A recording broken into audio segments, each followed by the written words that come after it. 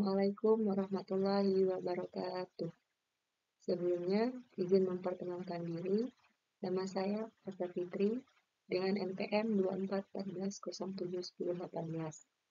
Maksud dan tujuan saya membuat video ini untuk menyelesaikan tugas mata kuliah motor bakar dengan dosen pengampu Bapak Dr. Marali Telaung Banua, STP MSc.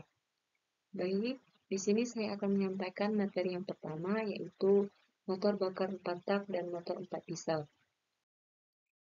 Jadi, apa sih motor bakar 4 tak itu? Motor bakar 4 tak adalah jenis mesin pembakaran dalam yang menyelesaikan satu siklus kerja dalam 4 langkah piston.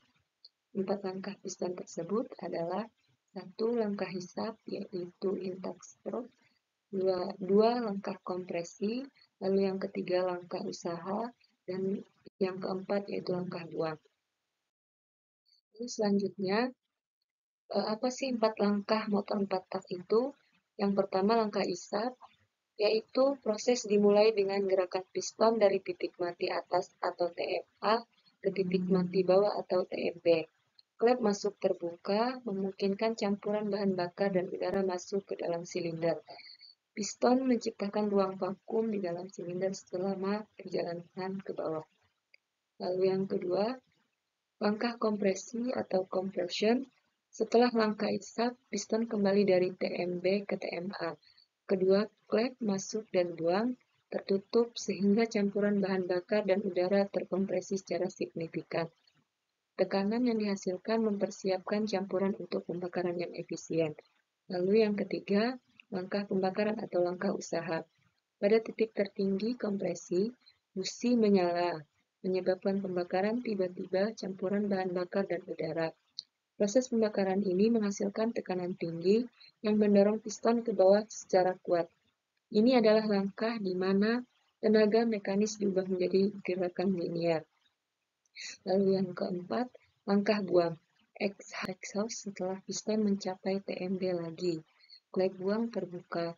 Piston kembali ke TMA mengeluarkan gas hasil pembakaran yang telah terkuras dari silinder. Proses membersihkan silinder untuk siklus berikutnya. Lalu, apa sih motor bakar? Motor bakar adalah jenis mesin yang mengubah energi kimia dari bahan bakar menjadi energi mekanik melalui proses pembakaran. Proses ini terjadi di dalam atau di luar mesin, atau pembakaran internal atau eksternal, di mana panas dari pembakaran digunakan untuk menghasilkan gerakan seperti yang terlihat pada mobil, motor, generator, dan mesin industri lainnya. Jenis pembakaran berdasarkan lokasi pembakaran. Motor bakar dibagi menjadi dua, pembakaran eksternal.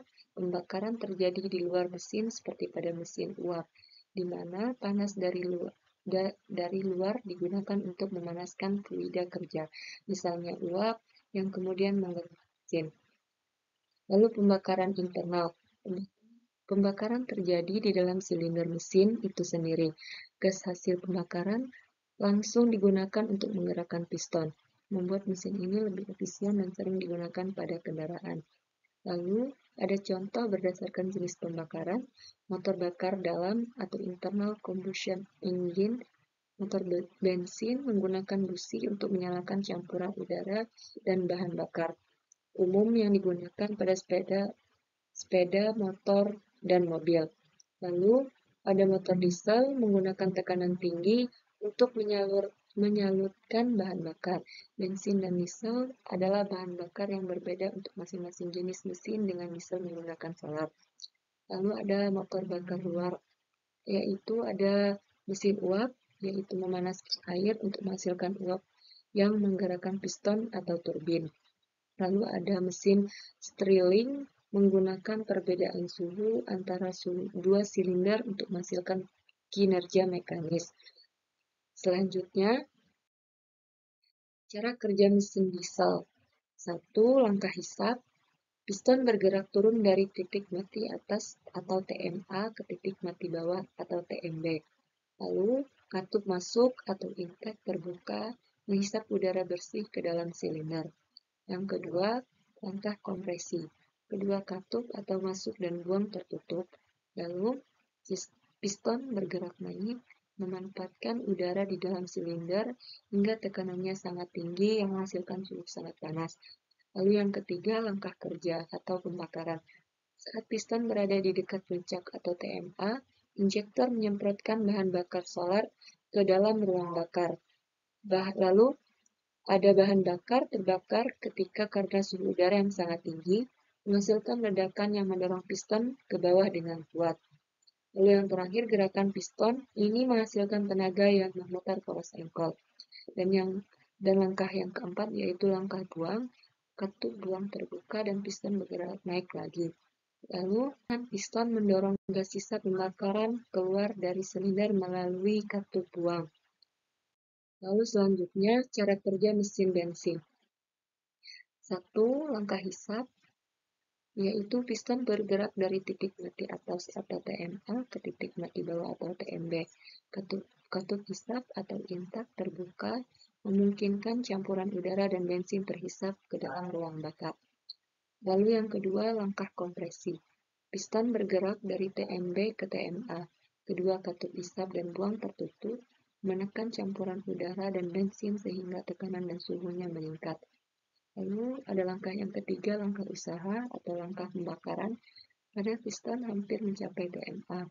Busi memercikan api. Percikan api ini membakar campuran yang berkompresi, menciptakan ledakan yang sangat kuat. Energi dari ledakan ini mendorong piston ke bawah dengan kuat, yang kemudian menggerakkan poros engkol. Lalu yang keempat, piston bergerak dari TMA ke TMB ke TMA lagi, katup buang atau exhaust terbuka, dan mendorong gas sisa pembakaran keluar dari silinder. Selanjutnya, ini adalah cara kerja dari motor bakar 4 tak.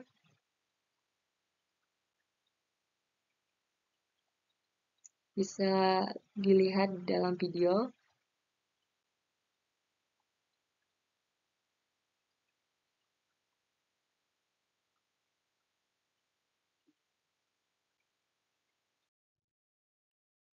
Lalu selanjutnya ada komponen pada motor bakar 4 tak.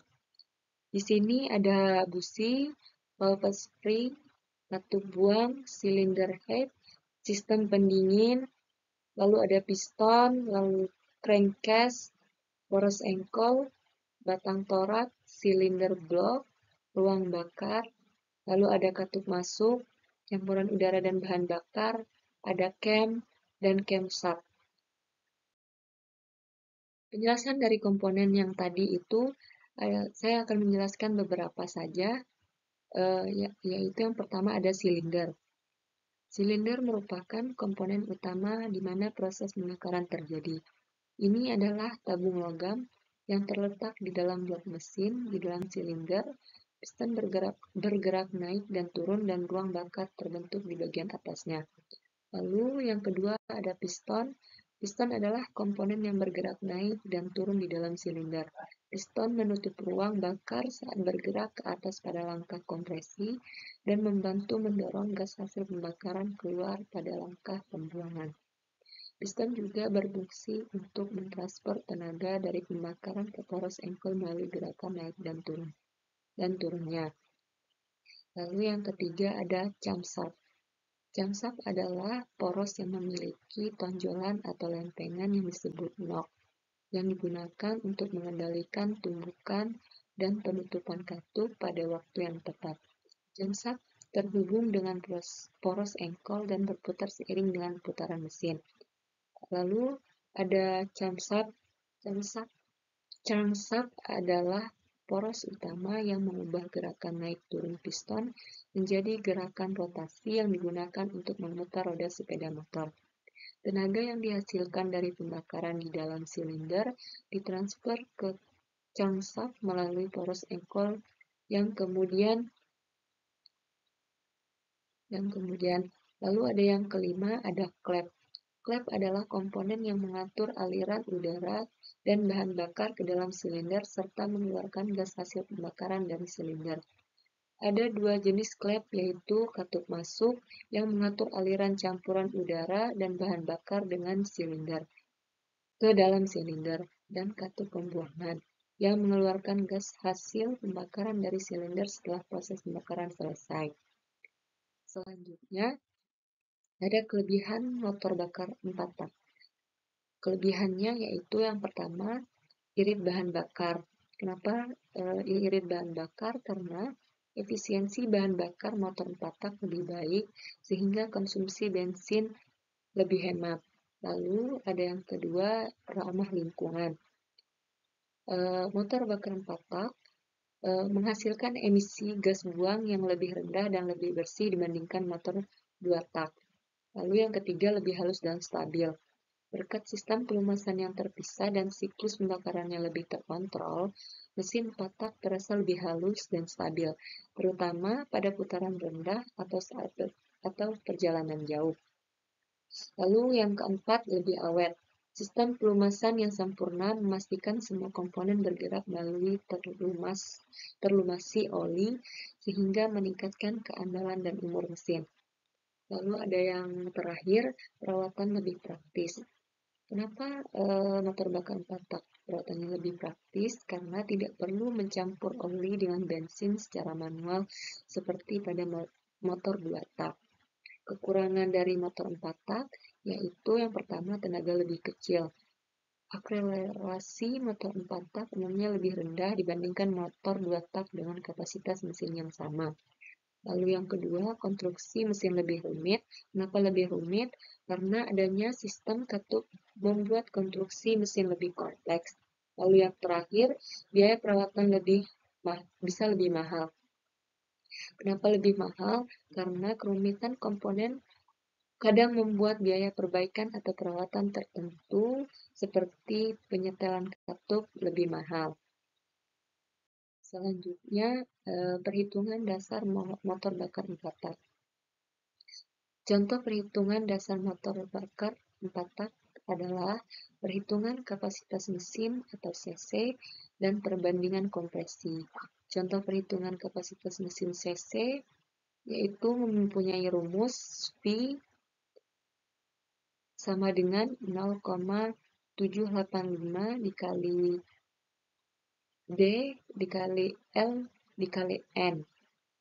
V yaitu volume total dengan satuan cc, lalu ada D diameter piston dalam satuan cm atau cm, lalu ada L atau langkah piston dalam satuan cm, lalu ada N yaitu jumlah silinder. Di sini terdapat contoh soal di mana sebuah motor 4 tak memiliki spesifikasi diameter piston atau D yaitu 5,75 cm. Lalu ada langkah piston atau L-nya memiliki 5,8 cm. Dan jumlah silinder memiliki nilai atau N yaitu 1. Bisa dimasukkan saja dari rumus. Di sini ada perhitungan V sama dengan 0,785 dikali D-nya yaitu diameternya 5,75 dikali 2 dikali langkah pistonnya atau L yaitu 5,8 lalu jumlah silindernya atau N dikali 1. Bisa dilihat di dalam PPT saya. Di sini V sama dengan 0,785 dikali 23, hasil dari perkalian yang di atas 33,0625 dikali 5,8, lalu hasil akhirnya yaitu 150,45 cc. Jadi kapasitas mesin motor tersebut adalah sekitar 150,45 cc. Selanjutnya, contoh perhitungan perbandingan kompresi. Memiliki rumus PK sama dengan VL ditambah VC per CP. PK yaitu perbandingan kompresi, lalu VL yaitu volume langkah piston. Dihitung dengan rumus kapasitas mesin untuk satu silinder yaitu 0,78 dikali D2 dikali L. Lalu ada VC, volume ruang bakar atau volume kompresi. Di sini ada contoh soal di mana sebuah motor memiliki volume langkah piston atau VL sama dengan 150,45 cc dari contoh yang tadi. Lalu ada volume ruang bakar atau VC sama dengan 16,78 cc, di mana perhitungan yaitu PK sama dengan 150,45 ditambah VC-nya tadi yaitu 16,78 per 16,78, di mana hasil akhir dari PK-nya yaitu 9,96. Jadi perbandingan kompresi motor tersebut adalah sekitar 10:1. Baik, mungkin ini saja materi yang pertama yang bisa saya sampaikan. Terima kasih. Selanjutnya, saya akan menyampaikan materi yang kedua, yaitu materi tentang motor bakar 2 tak bensin. Apa sih pengertian motor bakar 2 tak? Motor bakar 2 tak adalah motor pembakaran dalam yang menghasilkan satu langkah kerja setiap 2 langkah piston. Artinya, satu siklus kerja selesai dalam satu putaran poros engkol. Motor ini banyak digunakan pada sepeda motor kecil, mesin potong rumput, dan perahu motor. Dan menggunakan bensin sebagai bahan bakar yang dicampur dengan oli pelumas, biasanya perbandingan 1:50. Selanjutnya, prinsip kerja motor bakar 2 tak. Motor 2 tak menyelesaikan satu siklus kerja dalam 2 langkah piston. 1. Langkah hisap plus kompresi atau piston naik. Piston bergerak naik menekan campuran udara dan bahan bakar di ruang bakar. Lalu pada saat bersamaan, campuran baru masuk ke ruang bilas atau crankcase. Lalu yang kedua, langkah usaha plus buang atau piston turun. Busi memercikan api, campuran terbakar menghasilkan tekanan yang mendorong piston ke bawah. Gas sisa keluar melalui lubang buang dan campuran baru masuk menggantikannya. Selanjutnya, ada komponen utama motor 2 tak, yaitu ada busi, katup masuk, lalu ada katup buang, saluran buang, silinder, cincin torak, ada torak, batang torak, ada pena engkol, ruang engkol atau charter, lalu ada poros engkol, putaran engkol, pena torak, ruang bakar, saluran masuk, lalu ada katup masuk. Komponen utama motor bakar 2 tak yaitu silinder dan piston, di mana tempat terjadinya pembakaran. Lalu yang kedua ada poros engkol atau crankshaft, mengubah gerak naik turun piston menjadi putaran. Lalu yang ketiga ada karburator, mencampur udara dan bensin dengan perbandingan tertentu. Lalu ada busi, menghasilkan percikan api untuk membakar campuran. Lalu ada lubang inlet, transfer, dan exhaust, mengatur aliran udara, bahan bakar, dan gas buang. Lalu selanjutnya ada proses pembakaran. Proses yang pertama yaitu campuran udara, bensin dihisap dan dikompresi di dalam ruang bakar. Lalu yang kedua, busi menyulut campuran tersebut dan terjadi ledakan atau pembakaran.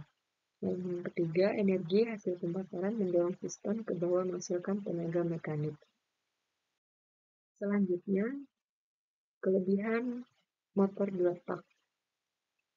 Motor 2 tak memiliki kelebihan yang pertama, tenaga lebih besar, di mana karena setiap satu putaran poros engkol terjadi 1 kali pembakaran. Motor 2 tak menghasilkan tenaga yang lebih besar dibanding motor 4 tak dengan kapasitas silinder yang sama. Lalu, konstruksi sederhana, di mana desain mesin lebih simpel karena tidak memiliki katup atau valve seperti motor 4 tak.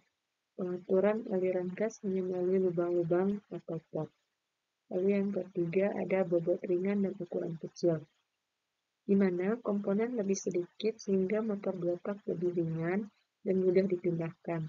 Cocok untuk mesin portable seperti gergaji mesin, perahu motor, atau sepeda motor. Lalu ada yang keempat, putaran mesin cepat atau RPM tinggi. Karena setiap langkah menghasilkan tenaga, motor 2 tak mencapai putaran mesin yang tinggi dengan respon cepat. Lalu ada yang kelima, biaya produksi dan perawatan murah. Jumlah komponen sedikit membuat biaya pembuatan dan perawatan lebih rendah dibandingkan motor 4 tak. Lalu ada yang keenam, tidak perlu sistem katup rumit. Kenapa tidak rumit? Karena menggunakan lubang isap, bilas, dan buang yang dikontrol langsung oleh gerakan piston, sehingga tidak perlu mekanisme noken, as atau camshaft, atau tugas katup. Lalu yang terakhir, cocok untuk mesin tenaga cepat dan praktis, di mana banyak digunakan pada mesin yang butuh tenaga instan, seperti motor balap, alat pertanian portable, dan kendaraan ringan. Selanjutnya, ada kekurangan motor 4 tak. Kekurangan motor 4 tak yang pertama yaitu boros bahan bakar. Kenapa boros bahan bakar? Karena sebagian campuran bensin dan udara ikut terbuang bersama gas buang saat proses pembilasan, sehingga konsumsi bahan bakar lebih banyak dibandingkan motor 4 tak. Lalu yang kedua, polusi udara tinggi, karena bahan bakar tidak terbakar sempurna dan kali bercampur dengan bensin. Gas buang mengandung asap tebal dan berbahaya seperti hidrokarbon. Lalu yang ketiga, pelumas kurang efektif, di mana sistem pelumasan menggunakan campuran bensin dan oli atau mixing lubrication, tidak melumasi komponen secara maksimal sehingga keausan mesin lebih cepat. Lalu yang keempat ada umur mesin lebih pendek. Kenapa umur mesin lebih pendek? Yaitu akibat pelumasan kurang sempurna dan suhu kerja tinggi. Komponen seperti piston dan ring cepat aus. Lalu yang kelima ada suhu mesin cepat panas. Karena pembakaran terjadi setiap 1 putaran poros engkol, suhu mesin cepat meningkat dan perlu pendingin yang baik. Lalu ada yang keenam, efisiensi thermal rendah. Banyak energi terbuang dalam bentuk panas dan gas buang, sehingga efisiensi pembakaran lebih rendah dibanding motor 4 tak. Tingkat kebisingan lebih tinggi, suara mesin lebih kasar dan bising karena proses pembakaran lebih sering dan pembuangan gas berlangsung cepat. Lalu selanjutnya, kesimpulan. Kesimpulan dari motor 2 tak ini yaitu yang pertama, motor 2 tak bensin menyelesaikan salah satu siklus kerja hanya dalam 2 langkah piston. Tenaga yang dihasilkan besar, tetapi efisiensi bahan bakar rendah. Lalu cukup digunakan pada mesin yang memerlukan tenaga cepat dan ringan. Perhitungan dasar motor bakar 2 tak. Pada volume langkah atau displacement adalah volume ruang yang dilalui piston dalam satu langkah naik turun, di mana rumusnya yaitu dapat dilihat di dalam PPT, di mana VH adalah volume langkah dengan satuan meter kubik atau cm kubik, D yaitu diameter silinder dengan satuan M atau cm, lalu ada L langkah piston, M atau cm. Contohnya seperti jika diameter yaitu 6 cm dan langkah pistonnya memiliki 5 cm. Tinggal dimasukkan ke dalam rumus yang sudah tertera di dalam PPT dan hasil akhirnya yaitu 141,3 cm kubik. Lalu selanjutnya perbandingan kompresi atau R. memiliki rumus yaitu R sama dengan Vc plus Vh per Vc. Keterangannya, Vc yaitu volume ruang bakar atau clearance volume. Lalu Vh yaitu volume langkah. Semakin besar nilai R, semakin tinggi efisiensi pembakaran. Baik, mungkin ini saja materi yang kedua yang bisa saya sampaikan. Saya akhiri. Wassalamualaikum warahmatullahi wabarakatuh. Materi yang ketiga, yaitu penyaluran bahan bakar motor bakar. Baik, pengertian sistem penyaluran bahan bakar. Sistem penyaluran bahan bakar adalah rangkaian komponen pada mesin yang berfungsi untuk menyalurkan bahan bakar dari tangki menuju ruang bakar dengan jumlah, tekanan, dan perbandingan yang tepat agar terjadi proses pembakaran yang efisien. Sistem ini sangat penting karena menentukan kinerja mesin, efisiensi konsumsi bahan bakar, dan tingkat emisi gas buang. Selanjutnya, fungsi sistem penyaluran bahan bakar. Fungsi utama sistem penyaluran bahan bakar yaitu yang pertama menyalurkan bahan bakar dari tangki ke ruang bakar, di mana sistem ini memastikan bahan bakar dapat mengalir dengan lancar melalui pompa bahan bakar, filter, dan pipa saluran sehingga sampai ke karburator atau injektor. Kedua, menyaring bahan bakar dari kotoran atau air. Dengan adanya fuel filter, sistem menjaga agar bahan bakar yang masuk ke mesin tetap bersih, sehingga injektor atau karburator tidak tersumbat. Lalu yang ketiga, mencampurkan bahan bakar dan udara dengan perbandingan ideal. Campuran udara dan bahan bakar yang seimbang penting agar pembakaran lebih efisien, menghasilkan tenaga maksimal, dan emisi rendah. Lalu yang keempat, mengatur jumlah dan tekanan bahan bakar yang masuk ke mesin. Pada mesin injeksi atau diesel modern, ecu dan pompa tekanan tinggi mengatur tekanan agar sesuai kebutuhan mesin di berbagai kondisi. Lalu yang terakhir, menjamin pembakaran yang efisien dan stabil. Dengan penyaluran bahan bakar yang tepat, pembakaran berlangsung sempurna sehingga tenaga mesin optimal dan bahan bakar tidak terbuang. Lalu selanjutnya ada pengertian sistem bensin injeksi. Sistem bensin injeksi adalah sistem penyaluran bahan bakar yang menggunakan injektor untuk menyemprotkan bensin ke ruang bakar atau intake manifold secara elektronik. Semua proses diatur oleh ECU atau Electronic Control Unit berdasarkan data dari berbagai sensor, sehingga campuran bahan bakar dan udara menjadi lebih presisi dan efisien. Lalu ada komponen utama sistem injeksi, yaitu yang pertama ada tangki bahan bakar, di mana tempat penyimpanan bensin, lalu valve pump atau pompa bahan bakar untuk menekan bahan bakar ke sistem injeksi. Lalu yang ketiga ada fuel filter, yaitu berfungsi untuk menyaring kotoran sebelum bahan bakar masuk injektor.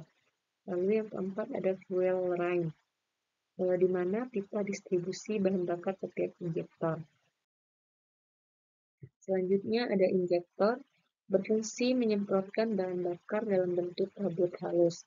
Lalu selanjutnya ada sensor NAT, TPS, O2, suhu mesin, dan sebagainya, yang berfungsi sebagai mengirim data ke ECU. Lalu yang terakhir ada ECU atau Electronic Control Unit, berfungsi sebagai mengatur waktu dan lama penyemprotan injektor. Selanjutnya ada cara kerja sistem injeksi. Yang pertama, pompa bahan bakar mengalirkan bensin bertekanan ke fuel line. Lalu yang kedua, sensor membaca kondisi mesin seperti suhu, tekanan udara, dan posisi throttle. Lalu yang ketiga, data sensor dikirim ke ecu. Selanjutnya,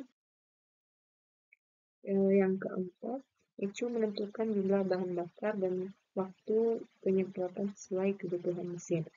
Lalu yang kelima, injektor membuka dan menyemprotkan bensin ke intake, manifold atau langsung ke ruang bakar. Lalu yang keenam, ada campuran udara, bahan bakar kemudian dibakar oleh busi. Kelebihan sistem injeksi, yaitu yang pertama, hemat bahan bakar dan efisien pembakaran tinggi. Lalu yang kedua, emisi gas buang rendah, ramah lingkungan. Terus yang ketiga, mesin mudah hidup dalam berbagai kondisi suhu. Lalu yang keempat, tenaga mesin stabil dan respon gas lebih cepat. Dan yang terakhir, perawatan jarang dilakukan karena sistem tertutup. Lalu kekurangan sistem injeksi. Yang pertama, harga komponen dan perawatan lebih mahal. Lalu yang kedua, membutuhkan alat diagnostik atau khusus untuk perbaikan. Lalu yang ketiga, sistem kompleks melibatkan banyak sensor dan ecu. Lalu yang terakhir, jika injektor atau ecu rusak, mesin bisa gagal hidup. Selanjutnya, masuk ke bensin karburator. Apa sih pengertian sistem bensin karburator? Sistem bensin karburator adalah sistem penyaluran bahan bakar pada mesin bensin yang menggunakan karburator untuk mencampur udara dan bahan bakar secara mekanis. Proses pencampuran terjadi karena perbedaan tekanan udara atau vakum yang dihasilkan di dalam karburator ketika udara mengalir melalui venturi atau saluran menyempit. Sistem ini banyak digunakan pada sepeda motor atau mobil generasi lama. Cara kerja bensin karburator. Yang pertama, udara masuk melalui filter udara menuju ke dalam venturi. Lalu yang kedua, aliran udara yang melewati venturi akan mempercepat dan menurunkan tekanan di area tersebut atau terjadi kevakuman. Lalu yang ketiga, kevakuman ini menarik bensin dari mangkuk pelampung melalui lubang jet utama. Lalu yang keempat, bensin bercampur dengan udara dan membuat kabut campuran udara bahan bakar. Lalu yang kelima, campuran ini kemudian masuk ke ruang bakar dan busi akan memicu pembakaran. Selanjutnya, kelebihan bensin karburator. Konstruksi sederhana dan murah. Lalu yang kedua, mudah diperbaiki dan disetel tanpa peralatan khusus. Lalu yang ketiga, tidak membutuhkan sistem elektronik atau sensor rumit. Lalu yang terakhir, cocok untuk kendaraan di daerah dengan teknologi terbatas. Selanjutnya, kekurangan bensin karburator. Yang pertama yaitu efisiensi bahan bakar rendah karena campuran tidak selalu presisi. Lalu yang kedua, sulit menyesuaikan campuran udara bahan bakar pada kondisi tertentu atau dingin, panas, beban tinggi. Lalu yang ketiga, emisi gas buang tinggi dan kurang ramah lingkungan. Lalu yang terakhir, kurang stabil pada kecepatan tinggi. Selanjutnya, pengertian sistem diesel Bose pump. Apa sih sistem diesel Bose pump? Sistem diesel Bose pump adalah sistem bahan bakar mekanis pada mesin diesel konvensional yang menggunakan pompa injeksi tipe Bose untuk menekan bahan bakar solar ke injektor. Tekanan dan waktu penyemprotan dikendalikan secara mekanis berdasarkan putaran mesin. Sistem ini banyak digunakan pada kendaraan diesel generasi lama seperti truk dan alat berat. Cara kerja sistem diesel Bosch pump. Yang pertama, bahan bakar disedot dari tangki menggunakan pompa bahan bakar menuju pompa injeksi. Lalu yang kedua, pompa injeksi Bosch menekan bahan bakar dengan tekanan tinggi yaitu sekitar 300 sampai 500 bar. Lalu yang ketiga, Setiap silinder memiliki saluran khusus dari pompa ke injektor. Yang keempat, injektor menyemprotkan bahan bakar ke ruang bakar sesuai tekanan dari pompa. Lalu yang terakhir, waktu penyemprotan diatur oleh mekanisme governor dan camsat pompa. Selanjutnya, kelebihan sistem diesel Bosch pump. Desain tahan lama dan kuat terhadap kondisi berat. Lalu, tidak memerlukan sistem elektronik atau mudah diperbaiki di lapangan. Selanjutnya, cocok untuk mesin besar dan lingkungan ekstrim. Lalu yang terakhir, biaya perawatan relatif murah. Kekurangan sistem diesel Bosch pump. Yang pertama, tekanan bahan bakar kurang tinggi, sehingga pembakaran kurang sempurna. Suara mesin kasar dan getaran lebih besar, lalu emisi gas buang tinggi atau tidak ramah lingkungan, lalu yang terakhir kurang efisien dibanding sistem common rail modern. Selanjutnya, pengertian sistem diesel common rail. Sistem diesel common rail adalah sistem bahan bakar modern yang menggunakan pipa utama bertekanan tinggi atau common rail sebagai penampung bahan bakar sebelum disalurkan ke injektor. Pengendalian tekanan dan waktu penyemprotan dilakukan secara elektronik oleh ECU atau Electronic Control Unit untuk mendapatkan pembakaran lebih presisi. Cara kerja sistem diesel common rail yang pertama, fuel pump tekanan tinggi menekan bahan bakar ke pipa utama atau common rail dengan tekanan hingga 1.800 sampai 2.500 bar. Lalu yang kedua, bahan bakar di dalam pipa disimpan dengan tekanan konstan. Yang ketiga, sensor tekanan dan ECU memantau kondisi mesin atau suhu, beban, RPM, dan lain-lain. Lalu yang keempat, ECU mengontrol injektor elektronik untuk menyemprot bahan bakar ke ruang bakar sesuai waktu dan jumlah yang tepat. Lalu yang kelima, penyemprotan bisa dilakukan beberapa kali dalam satu siklus atau pre-injection, main, dan post-injection.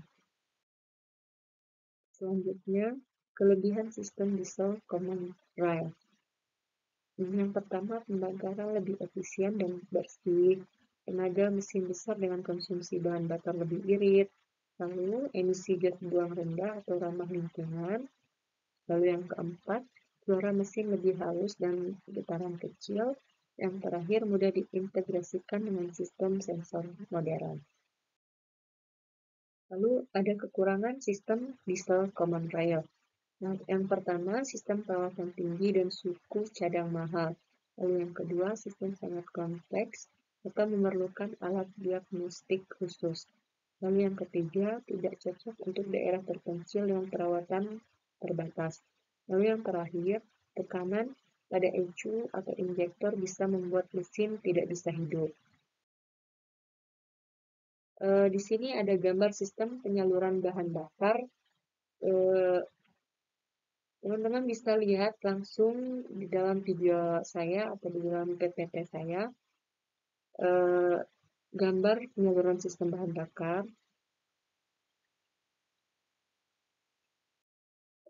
Lanjut, ada perhitungan dasar sistem penyaluran bahan bakar. Debit atau laju aliran bahan bakar yang memiliki rumus Q sama dengan A dikali V. Keterangannya yaitu A sama dengan debit aliran bahan bakar memiliki satuan meter kubik per sekon. Lalu ada A, yaitu luas penumpang saluran, yaitu meter kuadrat. Lalu ada V sama dengan kecepatan aliran bahan bakar meter per sekon. Di sini ada contoh, yaitu jika diameter pipa 5 mm dan kecepatan bahan bakar 1,5 mili per sekon. Dari soal dapat dimasuk ke dalam rumusnya, yaitu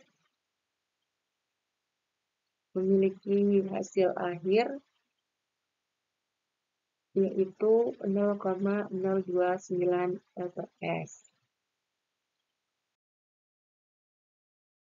Mungkin ini saja materi yang kedua yang bisa saya sampaikan. Terima kasih. Selanjutnya, materi yang keempat, yaitu sistem pelumasan dan sistem pendinginan. Mengapa sistem pelumasan dan pendinginan itu penting? Sistem pelumasan dan sistem pendinginan merupakan dua komponen penting yang menjaga kinerja dan umur mesin.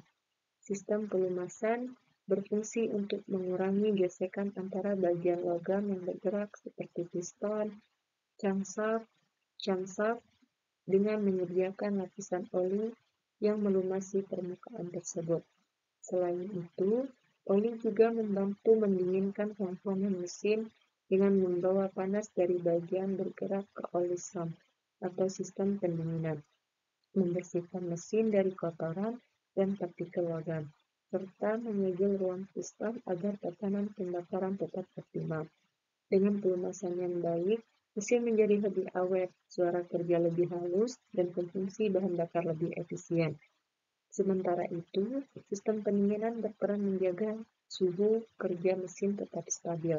Mesin bakar menghasilkan panas tinggi saat beroperasi, dan jika panas ini tidak dikendalikan, dapat menyebabkan overheat yang merusak komponen seperti blok silinder dan kepala silinder. Pendinginan juga memastikan pembakaran bahan bakar berlangsung lebih efisien dan mendukung performa mesin sehingga tenaga yang dihasilkan optimal dan konsumsi bahan bakar tetap hemat.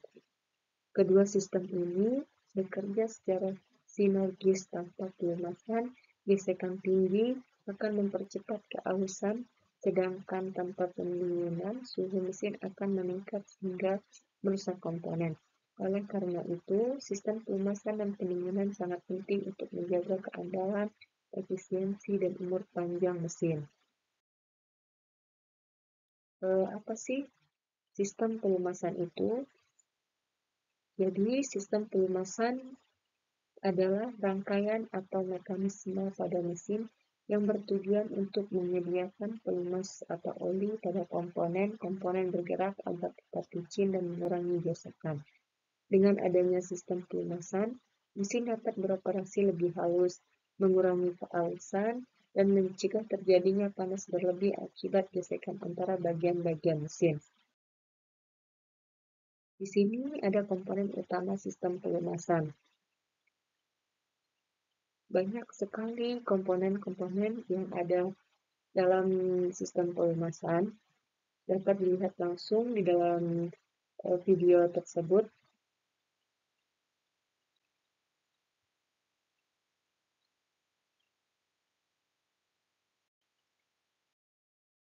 Lanjut, yaitu komponen utama sistem pelumasan.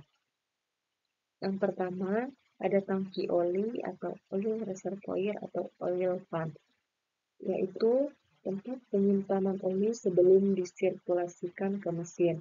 Lalu, juga berfungsi sebagai menampung oli kotor dan menunggu untuk disaring atau digunakan kembali.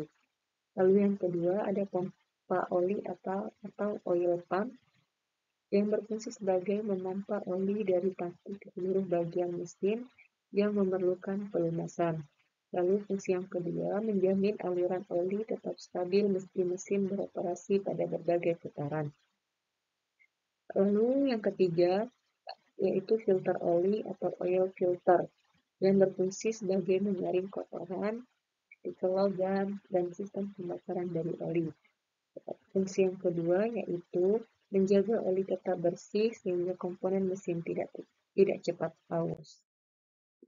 Lalu komponen yang selanjutnya yaitu komponen yang ketiga, ada saluran oli atau oil passage atau oil gallery, yang berfungsi sebagai jalur yang mengalirkan oli dari pump ke berbagai bagian mesin seperti bantalan, poros, dan katup. Lalu, fungsi yang kedua bisa berupa pipa, selang, atau lubang di blok mesin. Lalu yang ketiga ada pelumas atau oli atau lubricant, yang berfungsi sebagai cairan yang berfungsi melapisi permukaan komponen untuk mengurangi gesekan. Lalu, selain pelumasan, oli juga membantu mendinginkan dan membersihkan mesin. Lalu yang terakhir yaitu pressure relief valve atau katup pengatur tekanan. Yang berfungsi sebagai mengatur tekanan oli agar tidak terlalu tinggi. Lalu fungsi yang selanjutnya yaitu melindungi saluran oli dan komponen mesin dari kerusakan akibat tekanan berlebihan. Cara kerja sistem pelumasan yaitu yang pertama, pengambilan oli dari tangki, di mana oli disimpan dalam tangki atau oil pump. Pompa oli mengambil oli dari tangki untuk disirkulasikan ke seluruh mesin. Lalu yang kedua, penyaringan oli. Oli yang diambil pompa dialirkan melalui filter oli untuk menyaring kotoran atau partikel logam agar mesin tetap bersih. Lalu yang ketiga, distribusi oli ke komponen mesin. Oli bersih dialirkan melalui saluran oli atau oil passage ke bagian-bagian mesin yang bergerak seperti poros engkol atau crankshaft, lalu ada camshaft, bantalan, katup. Lalu oli melapisi permukaan logam untuk mengurangi gesekan dan cara kerja yang selanjutnya yaitu yang keempat, pendinginan dan pembersihan. Oli yang berfungsi sebagai oli yang bersirkulasi membawa panas dari komponen yang bergerak sehingga membantu mendinginkan mesin. Lalu, oli juga membawa partikel sisa gesekan untuk kemudian disaring kembali. Yang terakhir, pengembalian oli ke tangki.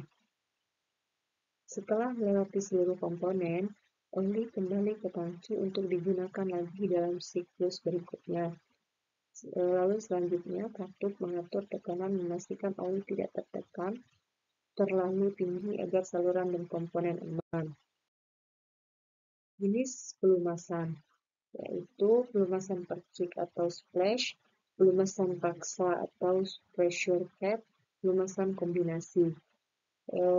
Di sini dapat dilihat jenis-jenis pelumasan.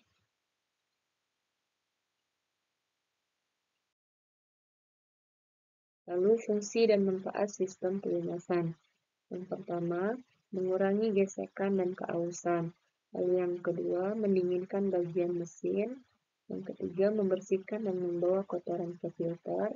Lalu yang terakhir, menyegel rongga piston atau sealing untuk efisiensi. Disinilah bagian-bagian dari fungsi atau manfaat sistem pelumasan.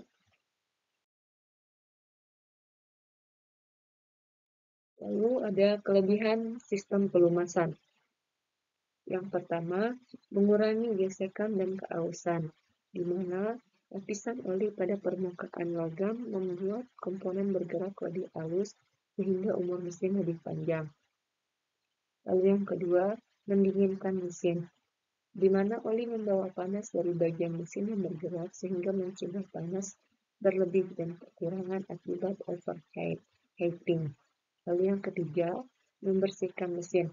Oli membawa partikel kotoran atau serpihan logam dan sisa pembakaran ke filter sehingga komponen tetap bersih.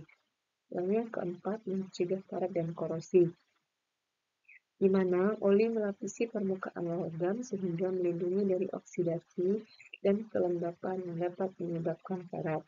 Yang kelima, menstabilkan tekanan mesin. Oli membantu menjaga tekanan pada bantalan dan komponen sehingga mesin bekerja dengan lancar dan efisien. Lalu yang terakhir, memperpanjang umur mesin.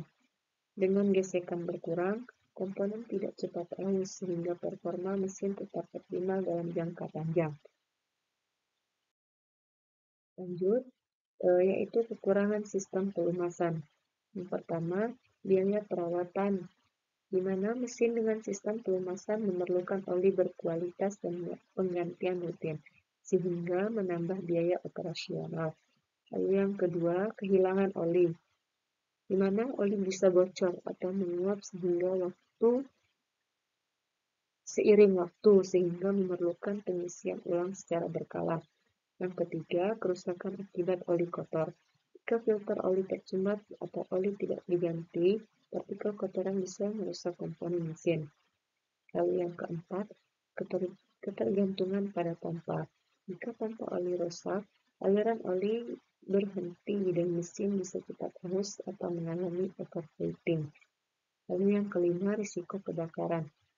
Oli bersifat mudah terbakar jika terkena panas berlebih atau percikan api. Lalu yang keenam, kompleksitas sistem. Mesin dengan sistem pelumasan memiliki banyak komponen seperti pompa, filter, dan saluran oli sehingga perawatan dan perbaikan lebih rumit dibandingkan dengan mesin tanpa sistem pelumasan aktif. Selanjutnya, pengertian sistem pendinginan. Sistem pendinginan adalah rangkaian atau mekanisme pada mesin yang berfungsi untuk mengatur suhu mesin agar tetap stabil selama operasi. Mesin menghasilkan panas yang tinggi akibat pembakaran bahan bakar dan gesekan antar komponen. Sehingga jika panas ini tidak dikendalikan, mesin bisa mengalami overheating atau hangus atau bahkan rusak. Di sini ada komponen utama sistem pendingin, dapat dilihat di dalam video.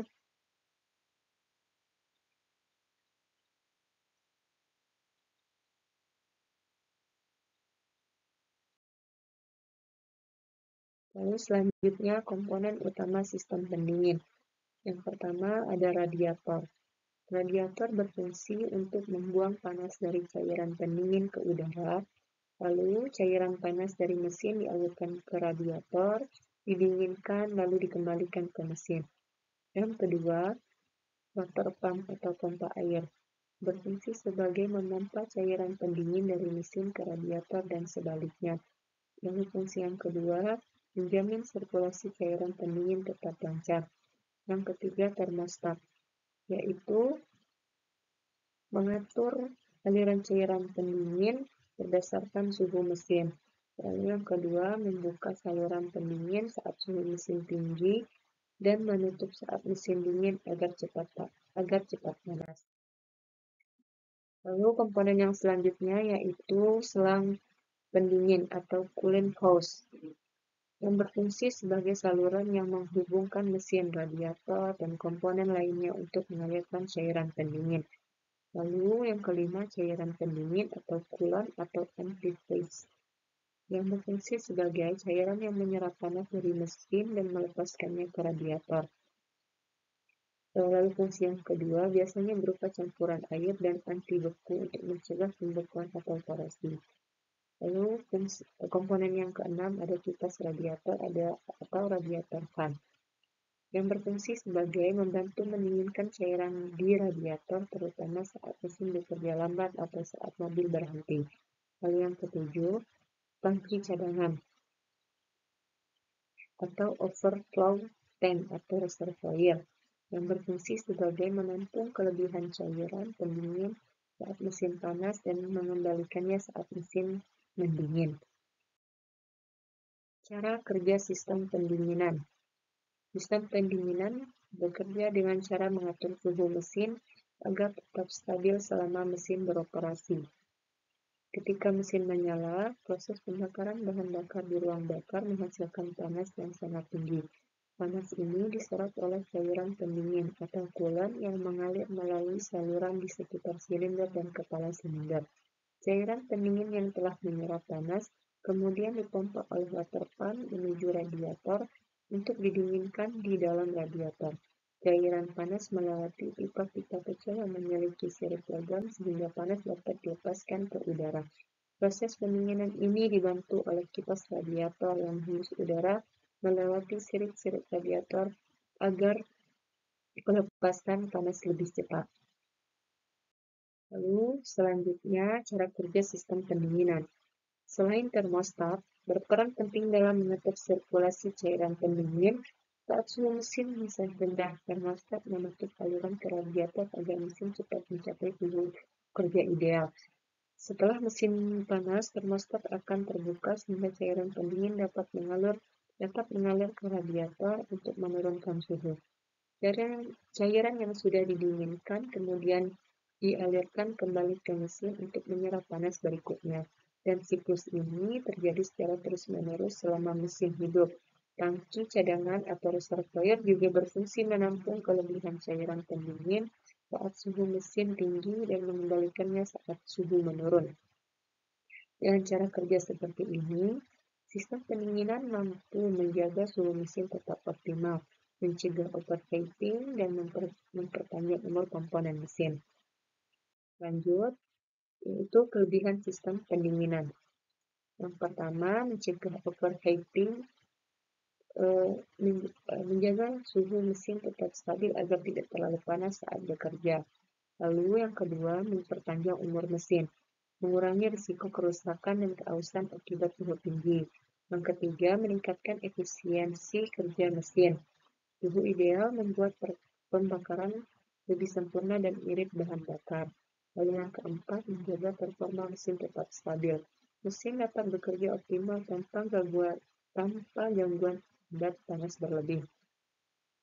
Lalu yang kelima, melindungi komponen dari kerusakan, mencegah deformasi, retak, atau melelehnya bagian logam mesin. Lalu yang keenam, mencegah karat dan korosi.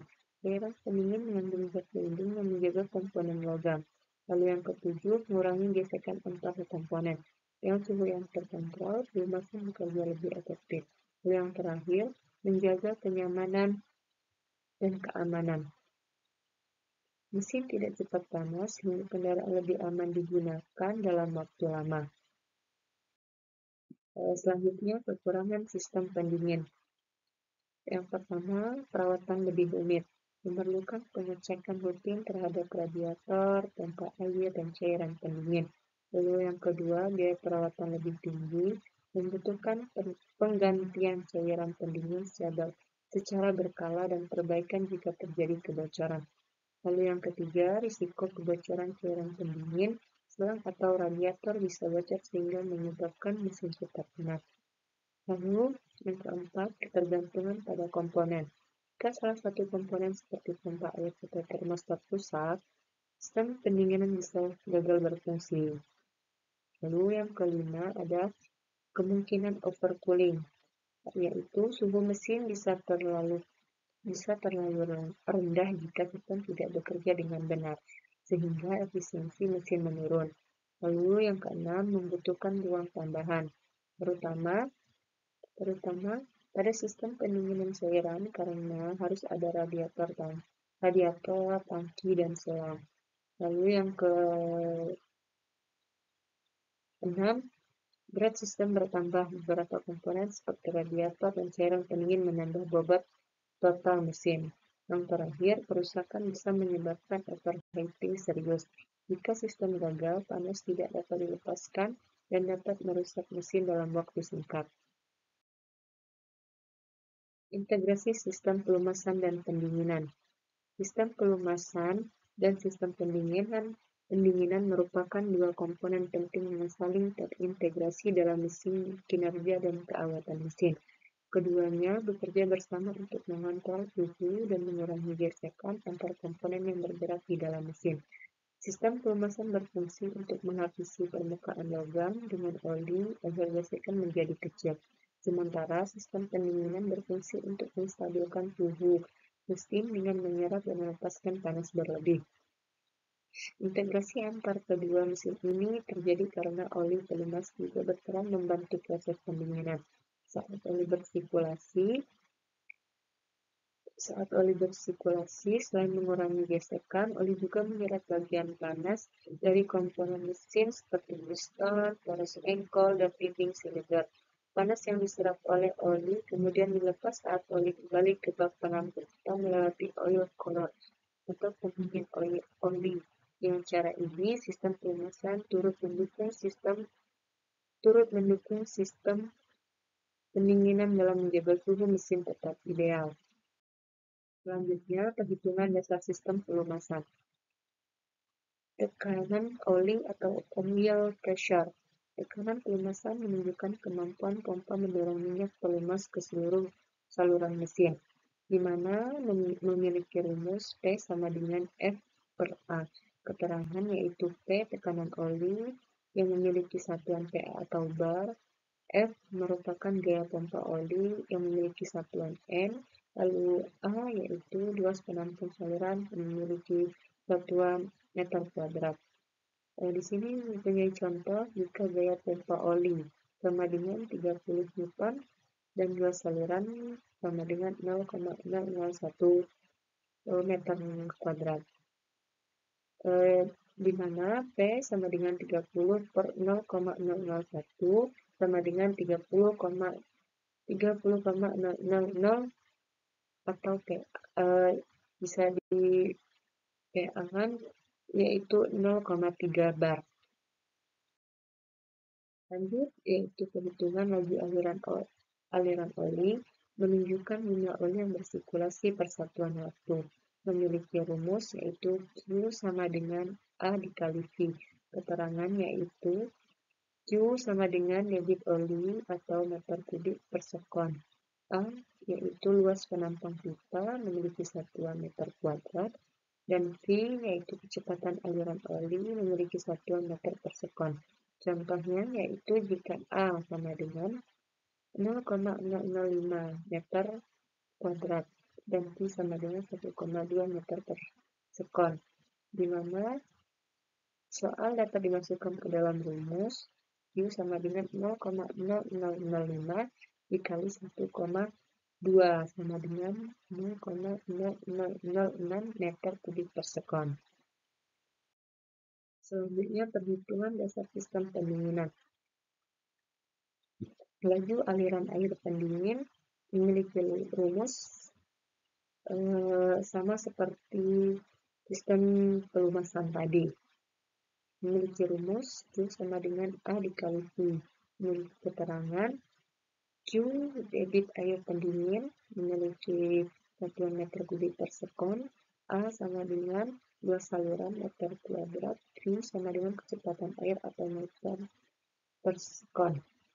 Contohnya yaitu A sama dengan 0,001 meter kuadrat dan V 1,5 meter per sekon. Tinggal dimasukkan ke dalam rumus Q sama dengan 0,001 dikali 1,5 sama dengan 0,0015 meter kubik per sekon. Selanjutnya perhitungan dasar sistem pendinginan panas dan serap air pendingin yang memiliki rumus Q panas sama dengan M dikali C dikali delta T. Keterangan yaitu Q panas adalah energi panas yang diserap yang memiliki satuan joule, lalu ada M yaitu massa air yang memiliki satuan kilogram, lalu ada C yaitu kalori jenis yaitu 4,186 joule per kilogram derajat Celcius. Delta T sama dengan selisih suhu masuk dan keluar radiator yang memiliki satuan derajat Celcius. Contohnya yaitu mempunyai massa air 2 kg dan memiliki selisih suhu masuk dan keluar radiator yaitu 10 derajat Celcius. Dari soal dapat dimasukkan ke dalam rumus yaitu Q sama dengan 2 dikali 4186 dikali 10 yaitu memiliki nilai 83,720 joule. Mungkin ini saja materi yang keempat yang bisa saya sampaikan. Wassalamualaikum warahmatullahi wabarakatuh. Materi yang kelima yaitu sistem kelistrikan. Apa sih sistem kelistrikan itu? Sistem kelistrikan adalah rangkaian komponen yang berfungsi untuk menghasilkan, menyimpan, mengatur, dan menyalurkan arus listrik agar dapat digunakan untuk mengoperasikan berbagai bagian pada kendaraan atau mesin. Dalam sistem ini, energi listrik digunakan untuk menyalakan mesin, menghidupkan lampu, klakson, sistem pengapian, serta berbagai perangkat elektronik lainnya. Fungsi sistem kelistrikan yang pertama yaitu menyediakan sumber energi listrik. Sistem kelistrikan menghasilkan arus listrik melalui generator atau alternator untuk menghidupkan komponen kendaraan. Lalu yang kedua menyalakan mesin atau starting system. Arus listrik digunakan untuk menggerakkan motor starter agar mesin dapat hidup. Lalu yang ketiga, sistem pengisian atau charging system, di mana mengisi kembali daya pada aki atau baterai saat mesin hidup agar listrik tetap tersedia. Lalu yang keempat, sistem pengapian, di mana menghasilkan percikan api pada busi untuk membakar campuran bahan bakar dan udara di ruang bakar. Lalu yang kelima, sistem penerangan atau lighting system, di mana menyediakan arus listrik untuk lampu utama, lampu sein, lampu rem, dan indikator agar aman berkendara terutama malam hari. Lalu fungsi yang keenam, sistem instrumen dan indikator, di mana memberi informasi kepada pengemudi melalui panel seperti speedometer, indikator bahan bakar, dan lampu tanda. Lalu yang kelima, sistem aksesoris, di mana menyediakan tenaga untuk komponen tambahan seperti klakson, wiper, audio, atau charger HP. Lalu, inilah komponen utama sistem kelistrikan.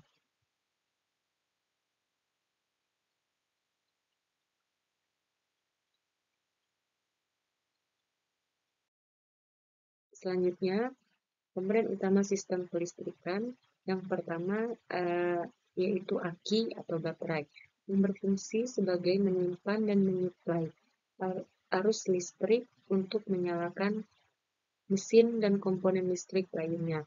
Lalu yang kedua ada alternator atau generator atau dinamo ampere, berfungsi mengubah energi mekanik dari mesin menjadi energi listrik. Lalu yang ketiga, regulator atau IC regulator, berfungsi sebagai mengatur tegangan listrik dari alternator agar tetap stabil dan tidak merusak aki maupun komponen lainnya. Lalu yang keempat, kunci kontak atau ignition switch, berfungsi menghubungkan dan memutuskan arus listrik dari aki ke sistem kendaraan. Lalu yang kelima, motor starter atau dinamo starter, berfungsi mengubah energi listrik menjadi energi mekanik untuk memutar poros engkol saat menyalakan mesin. Lalu yang keenam ada koil pengapian atau ignition coil, berfungsi meningkatkan tegangan listrik dari aki menjadi ribuan volt untuk menghasilkan percikan api di busi. Lalu komponen yang ketujuh ada busi atau spark plug, yang berfungsi sebagai menghasilkan percikan api untuk membakar campuran udara dan bahan bakar di ruang bakar. Lalu yang kedelapan ada spring atau fuse, berfungsi melindungi rangkaian listrik dari arus berlebih atau konsleting dengan cara memutus arus otomatis. Lalu ada yang kesembilan, kabel dan soket, berfungsi sebagai mengalirkan arus listrik dari satu komponen lainnya. Lalu yang ke-10 yaitu lampu dan indikator, yang berfungsi sebagai sistem penerangan dan pemberian tanda atau lampu depan, sein, rem, speedometer, dan lain-lain. Lalu ada sistem pengisian atau charging system. Sistem ini berfungsi mengubah energi mekanik dari mesin menjadi energi listrik menggunakan alternator, yang kemudian mengisi daya ke aki dengan tegangan stabil sekitar 12-14 volt. Lalu selanjutnya ada sistem starter atau starting system. Sistem starter berfungsi untuk memutar poros engkol mesin hingga poros pembakaran terjadi. Saat kunci kontak diputar ke posisi start, arus listrik mengalir ke motor starter yang memutar flywheel. Lalu selanjutnya sistem pengapian. Sistem pengapian atau ignition system menghasilkan bunga api di busi untuk membakar campuran bahan bakar dan udara di ruang bakar. Komponennya meliputi yaitu coil distributor, kabel tegangan tinggi, dan busi. Selanjutnya, sistem penerangan dan sinyal, berfungsi untuk keselamatan dan komunikasi antar pengemudi, meliputi lampu utama, sein, rem, kabin, serta klakson dan indikator. Perawatan sistem kelistrikan, yaitu yang pertama perawatan aki atau baterai, periksa yaitu periksa tegangan aki secara berkala menggunakan voltmeter. Lalu pastikan terminal aki bersih dan tidak berkarat. Lalu tambah air aki jika tipe basah sampai batas yang ditentukan. Selanjutnya pastikan kartu positif dan negatif terpasang kuat. Lalu yang terakhir, hindari penggunaan listrik berlebih saat mesin mati atau misalnya menyalakan lampu terlalu lama. Selanjutnya, perawatan yang kedua yaitu perawatan alternator atau dinamo ampere. Periksa kondisi sabuk penggerak alternator atau tidak kendor atau retak. Pastikan kabel dan konektor alternator terpasang dengan baik. Lalu dengarkan apakah ada bunyi aneh dari alternator dengan menandakan kerusakan bantalan. Lalu yang terakhir, cek tegangan pengisian, biasanya antara 13,5 sampai 14,5 volt saat mesin hidup. Perawatan yang ketiga yaitu perawatan sistem pengertian. Bersihkan dan periksa busi secara berkala atau ganti jika elektroda aus atau hitam pekat. Lalu, pastikan koil pengertian dan kabel busi tidak retak atau bocor arus. Lalu periksa kabel-kabel pengertian agar tidak longgar atau terkelupas. Perawatan yang keempat yaitu perawatan sistem penerangan. Periksa seluruh lampu-lampu kendaraan atau lampu depan, rem, dan indikator. Ganti bohlam yang putus atau redup, lalu bersihkan reflektor dan kaca lampu agar pencahayaan tetap optimal. Selanjutnya, perawatan yang kelima, yaitu perawatan terakhir, yaitu perawatan sekring dan kabel. Di mana periksa sekring atau fuse secara rutin untuk memastikan tidak putus. Lalu jangan gunakan sekring dengan ukuran lebih besar dari standar pabrik. Pastikan kabel tidak terkelupas, kendor, atau berkarat di bagian sambungan. Perhitungan dasar sistem kelistrikan yaitu hukum Ohm. Dasar sistem kelistrikan, hukum Ohm digunakan untuk menghitung hubungan antara tegangan, arus, dan hambatan, di mana memiliki rumus V sama dengan I dikali R, yang memiliki keterangan V yaitu tegangan yang memiliki satuan volt, lalu I adalah arus listrik yang memiliki satuan ampere, lalu ada R yaitu hambatan yang memiliki satuan ohm. Contohnya yaitu jika hambatan lampu 6 ohm dan arus yang mengalir 2 ampere, maka V sama dengan I dikali R, yaitu 2 dikali 6 sama dengan 12 volt. Lalu selanjutnya, daya listrik atau power. Daya menunjukkan besarnya energi listrik yang digunakan per satuan waktu. Memiliki rumus P dikali V dikali I. Keterangan yaitu P yaitu daya yang memiliki satuan watt. Lalu ada V atau tegangan yang memiliki volt. I yaitu arus atau ampere. Contohnya yaitu ada lampu sepeda motor bekerja pada 12 volt dengan arus 3 ampere. Lalu P dikali 12 dikali 3 yaitu memiliki nilai 36 watt. Mungkin ini saja materi yang kelima yang bisa saya sampaikan. Saya akhiri. Wassalamualaikum warahmatullahi wabarakatuh. Materi yang terakhir yaitu sistem transmisi manual dan matic. Apa sih sistem transmisi? Jadi, sistem transmisi adalah mekanisme yang berfungsi menyalurkan tenaga dari mesin ke roda penggerak dengan mengatur rasio gigi agar pasti dan kecepatan sesuai kebutuhan kendaraan. Sistem ini memungkinkan kendaraan berakselerasi, menanjak, atau berjalan pada kecepatan tinggi secara efisien. Selanjutnya, yaitu fungsi sistem transmisi. Yang pertama, meneruskan tenaga dari mesin ke roda. Lalu yang kedua, mengubah rasio putaran mesin untuk efisiensi tenaga. Yang ketiga, memungkinkan kendaraan berjalan mundur. Lalu yang keempat, mengatur kecepatan dan torsi sesuai kondisi jalan. Yang kelima, mesin ke menghubungkan dan memutuskan tenaga mesin ke roda saat diperlukan. Jenis sistem transmisi. Terdapat dua jenis sistem transmisi utama, yaitu transmisi manual dan transmisi otomatis automatic. Keduanya memiliki perbedaan pada cara kerja, pengoperasian, efisiensi, dan kenyamanan. Transmisi manual memiliki pengertian dan komponen, yaitu transmisi manual adalah sistem perpindahan gigi yang dioperasikan langsung oleh pengemudi dengan bantuan pedal kopling dan tuas gigi, dan memiliki komponen utama yaitu meliputi kopling, poros input-output, gearbox, dan tuas pemindah. Cara kerja transmisi manual yaitu transmisi manual bekerja dengan memanfaatkan kopling dan tuas gigi untuk mengatur penyaluran tenaga dari mesin ke roda kendaraan.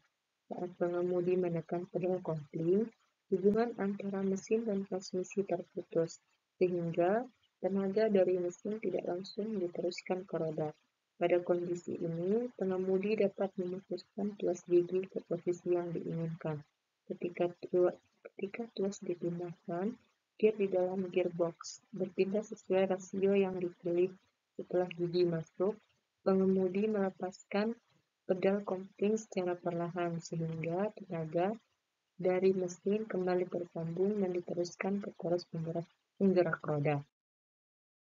Lalu ada kelebihan transmisi manual.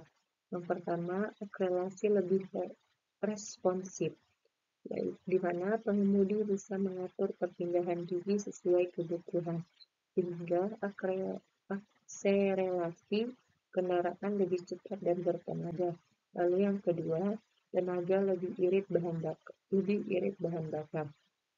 Karena kontrol gigi dilakukan secara manual, pengemudi bisa menyesuaikan putaran mesin agar tetap efisien. Lalu yang ketiga, perawatan dan perbaikan lebih murah, di mana komponen transmisi manual lebih sederhana dibanding transmisi otomatis, sehingga biaya servis dan perbaikannya lebih rendah. Lalu yang keempat, daya tahan lebih tinggi. Transmisi manual cenderung lebih kuat dan awet, terutama untuk kendaraan yang sering digunakan di medan berat. Lalu yang kelima, kontrol penuh di tangan pengemudi. Pengemudi dapat mengatur kapan harus memindahkan gigi sesuai kondisi jalan, kecepatan, dan kebutuhan tenaga. Lalu yang keenam, cocok untuk medan berat dan tanjakan. Transmisi manual memberikan torsi besar pada gigi rendah sehingga lebih mudah digunakan di jalan menanjak atau membawa beban berat. Selanjutnya, kekurangan transmisi manual. Yang pertama, membutuhkan keterampilan pengemudi yang lebih tinggi, di mana pengemudi harus pandai mengatur kopling dan perpindahan gigi agar kendaraan tidak mati mesin atau tersentak. Lalu yang kedua, kurang nyaman di kemacetan, di mana pengemudi harus sering menekan kopling dengan memindah gigi sehingga cepat lelah saat berkendara di lalu lintas padat. Lalu yang ketiga, perpindahan gigi tidak selalu halus. Jika pengemudi salah waktu dalam memindahkan gigi, kendaraan bisa tersentak atau kehilangan tenaga. Lalu yang keempat, kopling lebih cepat halus. Pengguna kopling tidak tepat atau sering setengah kopling dapat mempercepat keausan kapas atau kopling.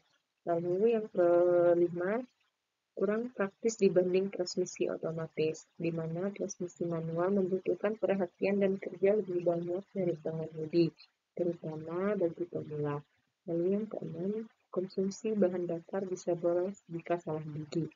Pemilihan gigi yang tidak sesuai dengan kecepatan atau beban mesin dapat menyebabkan pemborosan bahan bakar. Lanjut, pengertian transmisi otomatis automatic.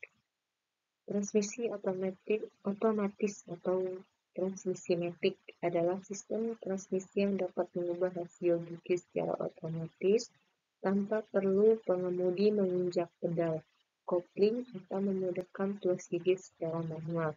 Sistem ini bekerja berdasarkan tekanan fluida hidrolik, kecepatan kendaraan, serta beban mesin, sehingga pergantian gigi terjadi secara halus dan efisien. Transmisi otomatis sangat membantu dalam pengembangan kendaraan, terutama di kondisi lalu lintas padat, karena pengemudi hanya perlu mengatur pedal gas dan rem saja. Komponen transmisi otomatis atau matic. Yang pertama ada torque converter, berfungsi sebagai pengganti kopling pada transmisi manual. Alat ini mentransfer tenaga dari mesin ke transmisi menggunakan aliran fluida. Lalu yang kedua, planetary gearset merupakan inti dari sistem transmisi otomatis yang menentukan berbagai rasio gigi melalui kombinasi gear matahari, gear planet, dan ring gear. Lalu yang ketiga ada hydraulic control unit atau valve body, mengatur tekanan oli untuk mengendalikan kopling dan rem di dalam sistem transmisi sesuai dengan kecepatan kendaraan dan posisi throttle. Lalu yang keempat ada oil pump atau pompa oli, berfungsi memompa oli dengan transmisi yang berfungsi memompa oli transmisi untuk menghasilkan tekanan hidrolik yang dibutuhkan dalam pengoperasian sistem. Lalu yang kelima ada ATF atau Automatic Transmission Fluid, yaitu cairan khusus yang berfungsi sebagai pelumas, pendingin, dan media penghantar tekanan hidrolik dalam sistem transmisi otomatis. Cara kerja sistem transmisi otomatis atau otomatis yaitu transmisi otomatis bekerja dengan memanfaatkan tekanan fluida atau hidrolik dan sistem mekanis planetary gearset untuk mengatur perpindahan gigi secara otomatis tanpa campur tangan pengemudi. Ketika mesin menyala, torque converter mengambil peran menggantikan kopling. Pada transmisi manual, komponen ini menggunakan aliran fluida atau Automatic Transmission Fluid atau ATF untuk menyalurkan tenaga dari mesin ke poros input transmisi. Saat kendaraan mulai bergerak, torque konverter mengalir tenaga dengan lembut sehingga kendaraan dapat melaju tanpa hentakan. Di dalam transmisi otomatis, terdapat planetary gearset yang terdiri dari gear matahari, gear planet, dan ring gear. Kombinasi kerja ketiga gear ini memungkinkan berbagai rasio gigi, yaitu gigi 1, 2, 3, 4, dan gigi mundur. Tercipta secara otomatis. Pergantian gigi dikendalikan oleh sistem hidrolik dan valve body yang berfungsi mengatur tekanan oli berdasarkan kecepatan kendaraan, posisi pedal gas atau throttle, dan beban mesin. Saat kendaraan membutuhkan tenaga besar, seperti saat menanjak, sistem akan memilih gigi rendah untuk menghasilkan torsi tinggi. Sebaliknya, ketika kecepatan meningkat, sistem perpindahan ke gigi yang lebih tinggi agar mesin bekerja lebih efisien. Selanjutnya, kelebihan sistem transmisi otomatis atau automatic. Sistem transmisi otomatis memiliki berbagai kelebihan yang menjadikannya pilihan populer pada kendaraan modern. Kelebihan utamanya adalah kemudahan dan kenyamanan dalam berkendara. Pengemudi tidak perlu menekan pedal kopling atau memindahkan tuas gigi secara manual karena perpindahan gigi terjadi secara otomatis berdasarkan kecepatan dan beban mesin. Hal ini membuat mobil matic sangat nyaman digunakan di jalan macet atau dalam perjalanan jarak jauh, karena pengemudi hanya perlu menginjak pedal gas dan rem. Selain itu, transmisi otomatis juga menawarkan perpindahan gigi yang halus dan stabil, sehingga memberikan pengalaman berkendara yang lebih nyaman tanpa hentakan. Sistem ini juga mengurangi kelelahan pengemudi, terutama pada perjalanan panjang atau di lalu lintas padat. Pada transmisi otomatis modern, penggunaan teknologi elektronik seperti Electronic Control Unit atau ECU membantu mengatur perpindahan gigi secara efisien sehingga konsumsi bahan bakar bisa lebih hemat dibanding dengan transmisi otomatis generasi lama. Dari sisi keselamatan, sistem transmisi otomatis dilengkapi dengan fitur pengamanan seperti TWS-P atau PAP yang mengunci transmisi agar kendaraan tidak bergerak saat berhenti, serta sistem shift lock yang mencegah perpindahan gigi tanpa menekan rem. Secara keseluruhan, transmisi otomatis memberikan kemudahan, kenyamanan, dan keamanan berkendara yang lebih baik dibandingkan sistem manual, menjadikannya pilihan ideal untuk pengemudi perkotaan maupun pemula. Selanjutnya, kekurangan sistem transmisi otomatis. Salah satu kekurangan utama adalah konsumsi bahan bakar yang cenderung lebih boros dibandingkan transmisi manual, terutama pada sistem otomatis konvensional. Hal ini disebabkan karena tenaga dari mesin sebagian diserap oleh torque converter, sehingga efisiensi tenaga sedikit berkurang. Selain itu, biaya perawatan dan perbaikan transmisi otomatis lebih mahal. Sistem ini memiliki struktur yang lebih kompleks, terdiri dari banyak komponen seperti planetary gearset, belt body, dan sistem hidrolik yang memerlukan oli transmisi khusus atau ATF. Jika terjadi kerusakan, proses perbaikannya membutuhkan teknisi khusus serta peralatan yang lebih canggih, yang tentunya menambah biaya perawatan kendaraan. Khususnya, kurang lainnya adalah performa akselerasi yang kurang responsif dibandingkan transmisi manual, terutama pada mobil otomatis generasi lama. Pengemudi juga memiliki kontrol yang lebih terbatas terhadap perubahan gigi, karena perpindahan dilakukan secara otomatis oleh sistem bukan oleh pengemudi. Dalam kondisi tertentu, seperti menanjak tiram atau menyalip cepat, hal ini bisa menjadi kelemahan tersendiri. Selain itu, transmisi otomatis memiliki bobot lebih berat, sehingga menambah beban kendaraan dan mempengaruhi efisiensi bahan bakar. Meskipun perkembangan teknologi modern telah mengurangi sebagian besar kelemahan ini, faktor biaya efisiensi dan kontrol tetap menjadi pertimbangan utama bagi sebagian pengemudi yang lebih menyukai transmisi manual. Perhitungan dasar sistem transmisi, yaitu perbandingan gigi atau gear ratio. Rasio gigi menentukan seberapa besar torsi diperbesar atau kecepatan dikurangi oleh transmisi, di mana R sama dengan Z gigi digerakkan per Z gigi per penggerak. Keterangan R yaitu rasio gigi, Z gigi dipergerak yaitu jumlah gigi pada gear yang diterima tenaga, lalu Z gigi penggerak, jumlah gigi pada gear yang mengirim tenaga. Atau contoh, jika gigi penggerak 15 gigi dan gigi digerakkan 45 gigi, yaitu R sama dengan 45 per 15 sama dengan yaitu 3. Artinya rasio 3 dibanding 1 setiap 3 putaran poros input menghasilkan 1 kg poros output. Lalu selanjutnya kecepatan poros output. Hubungan antara kecepatan mesin RPM input dengan kecepatan roda yaitu RPM output. No output sama dengan N output per R total.